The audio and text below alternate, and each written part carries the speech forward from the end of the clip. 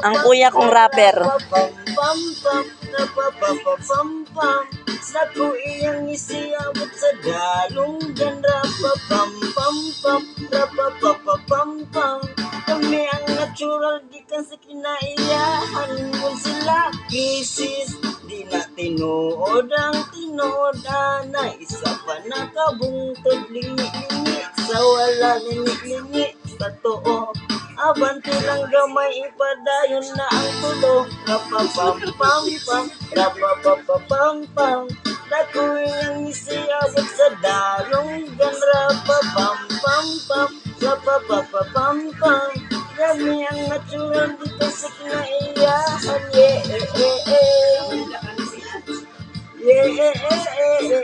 Bam.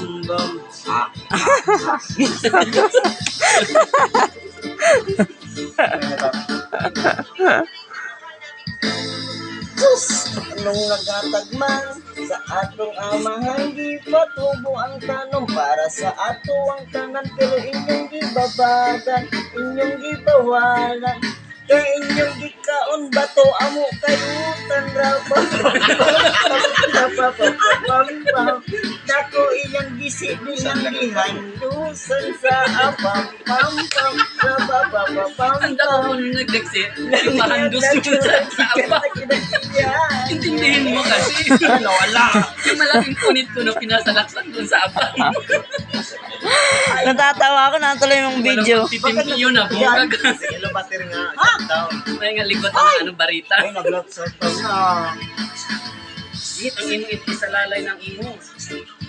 Hindi na Sa tumaan akin nagahang yun kasi ano yun eh. Ay, no, yung pag mo charger. Dako iyang isiabot sa dalunggan. Tawa ko sa iyan dapat gising na gitrapo na sa ano sa apam. Walang bangang Ano yan? Yabang? Dako yung gisi, yang gihandusan. Ligi pahandusan ko sa apam. Kain na yung ano. Pwede na pagbulutin yun, no? Oo. Nagiwanag ng paningin ko kaya nakainom na ako. Ay, ang charger ko. Kanina madilim Ay, yung bag mo. Diba ako nakatagay eh. Ang salo? Tatawa ako doon sa apam-pam-pam. Nag-abang lang doon sa gisi ng padako. Ikaw nagkinamit na. Masarap no, kahit hindi walang cheeser no. Taba nga eh. Bakit nalubat ito?